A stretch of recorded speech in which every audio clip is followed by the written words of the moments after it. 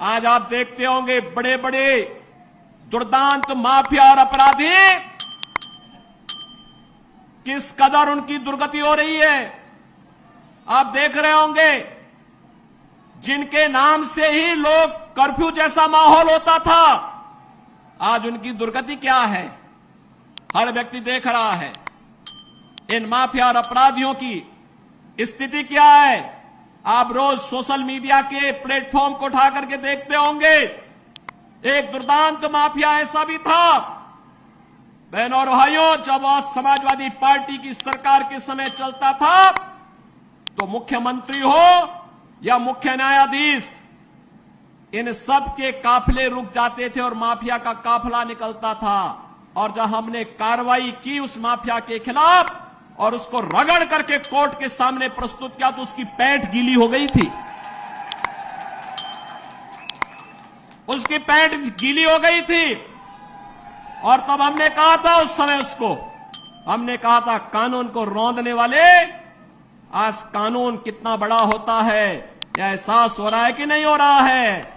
और निर्दोष लोगों को मारोगे तो मिट्टी भी नहीं मिल पाएगी। और बहनों और भाइयों, इसीलिए मैं आया हूं आपसे कहने के लिए, देखो जिनकी गर्मी हम शांत कर चुके हैं उनको गर्म मत होने दीजिए। अब इस क्षेत्र को विकास की मुख्य धारा के साथ जुड़ने दो। उनकी सबकी गर्मी शांत हो गई है, वे गए काम से। और इसीलिए मैं आप सबसे अपील करने के लिए आया हूं कि पूरे देश की एक आवाज है, पूरा देश एक ही स्वर में बोल रहा है और वह बोल रहा है कि फिर एक बार मोदी सरकार, फिर एक बार। अभी जम्मू कश्मीर से आ रहा हूं और केवल यहां की सभा के लिए आया हूं, अन्यथा मेरे और भी कार्यक्रम थे।